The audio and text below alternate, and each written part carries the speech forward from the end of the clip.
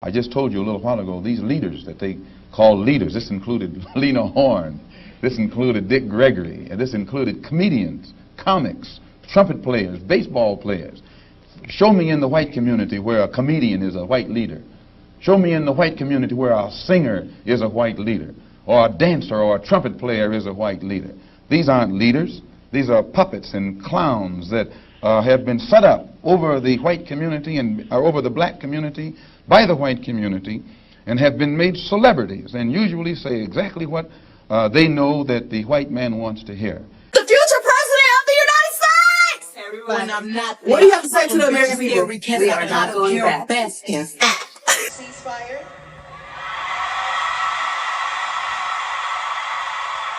Kamala says she supports women's rights. Kamala said y'all tired of them high-ass gas prices. Kamala said, I'm for the people. Tonight, I'm not giving y'all my lightest twerk. I'm giving y'all my hardest twerk. In the month, because I want the hotties to have a good month. I want the hotties to do what the fuck they want to do. When the fuck they want to do it. I want the hotties to be paid all the time. Now I just wanted to pop my shit before we got back into the real hot girl shit.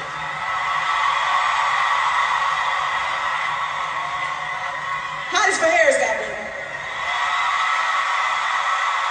Now anyway. Briefly, I wanted to respond to the controversy about Meg Thee Stallion's performance at the Kamala Harris rally. I know there is a lot of pushback, many people who thought that the performance was disrespectful and made Black women look bad. It just was not a good look. And honestly, none of this is surprising to me at all. I mean, Malcolm X literally alluded to this decades ago when he was like, politicians like to leverage entertainers, singers, athletes, or whatever when speaking to the Black community or trying to appeal to the Black community. This is an age-old strategy. So she's doing exactly what has been done for decades now. I think they continue this strategy on some level because it probably works. Even if you think it's classless, if you thought it was classless for her to be up there talking about hotties for Harris and promoting this kind of hot girl lifestyle while trying to deal with politicians, like if you thought that was classless, of course you have the right to, but they are continuing to do this strategy because these celebrities are probably making an impact on some level. Why is it that they can just use celebrities or use dances or use entertainers or people who don't necessarily have a strong political background or aren't really the intellectuals of our time? Why is it that they can use them and get such a response? Why is it that we're looking to the entertainers? Why aren't we looking to the intellectuals? And where are the intellectuals? And so I think it definitely brings up bigger questions just about the overall state of Black America and its political standing. Well, and ultimately how we are viewed by politicians. Now, about the outrage around how Black women are represented, again, I just wish this outrage was consistent. Y'all already know my position on really just the hottie, hot girl summer, bad bee image. Y'all know I don't really rock with that. I just don't, for multiple reasons. I've broken this down in previous videos. I won't get deeply into it in this particular one. But I think, we should be consistent because I'm like,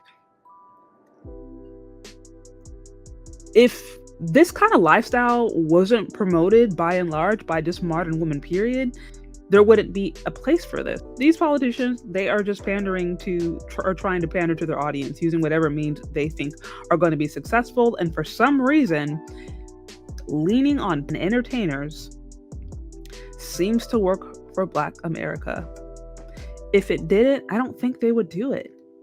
And again, what does that show about, our representation? In general, I don't think it's wrong for a celebrity to share who they support. I don't think that's, in theory, that's a bad thing. But I understand, ideally you would hope for better and stronger representation. You would want, again, the intellectuals of the space. You would want there to be a stronger representative than just a singer or entertainer. Not to say that singers or entertainers can't share, but I'm like, if that's who politicians are turning to try to get a pulse of what's going on in Black America, what is it saying about our leaders? And what is it saying about our values? And this is exactly what I think Malcolm X alluded to in his video. So, I mean, I think it brings up again some bigger questions. Do we really have strong political representation that can speak to the people on a grassroots level while also moving with strong political leverage? Does that exist today? Now, I want to briefly review the response, because I know Meg Thee Stallion got some pushback and she did respond. So I wanted to read through that. Here it says it's fake mad. Okay, so Meg Thee Stallion is backing herself and her choice for president 2 days after performing a 4-song set that kicked off Vice President and Democratic presidential candidate Kamala Harris' campaign rally in Atlanta. The Savage rapper took a break midway through her set to address the backlash she received for performing at Harris' campaign event. "They was fake mad that I was popping it for Kamala," she told the Chicago crowd after performing. Former President Donald Trump and Republican presidential candidate was one of the critics who took aim at the support Harris received from Meghan and rapper Quavo at his Tuesday event. "Crazy Kamala Harris, one of the worst vice president in American history, needed a concert to bring people into the Atlanta arena," he posted on the Truth Social Tuesday evening. "I don't need concerts or entertainers. I just have to make America great again." So he's definitely slamming the fact that this seems like a circus. And again, I can understand people who were quite upset or felt a little slighted by the performance. I can understand it. But I think, again, this speaks to a deeper issue in Black America than just that particular choice. Because as was alluded to at the beginning of this video, politicians have been doing this forever. They've been appealing to the entertainers and the athletes in the Black community and not the intellectuals. And again, my question is, what is that showing about the state of Black community? Why are they doing that? They must be doing that because they think that it is successful. And what is that showing about our overall values or how they value us? Harris campaign officials told the Atlanta Journal-Constitution that 10,000 people attend the rally at the Georgia State Convention Center, which they described as the biggest turnout since Harris announced her bid for the presidency after President Joe Biden ended his campaign. So I do know she has had a lot of support since she began ranting, everything from just the amount of money she's been able to fundraise and then even this rally. So while she's certainly getting a lot of criticism, there are people out there who are really backing her too. Last month's Republican National Convention in Milwaukee featured several celebrities, including Amber Rose. So they go on to just talk about the celebrities. It says celebrities who have shared their support for Harris include self-proclaimed white dudes for Harris, Jeff Bridges, Joseph Gordon-Levitt, and Mark Hamill, George Clooney, Barbara Streisand, Spike Lee, and Viola Davis. Looks like Beyonce also supports her. So she has the backing of some really, really, really big names. So, I mean, overall, nothing too controversial. I mean, Meg Thee Stallion, she's just sharing her point of view. She's sharing why she supports her, which is not really surprising at all. Again, I don't think there's necessarily anything wrong with a celebrity sharing who they support. But I think this situation speaks to some deeper issues and challenges that exist in Black America. And it definitely causes us to think, why is it that the politicians think that appealing to entertainers or using them as primary spokesperson is the best option to reach Black America? Is that because they don't take it seriously, or is it because that actually works? Or is it both? And if that strategy does work, what does that show about our values overall as a community?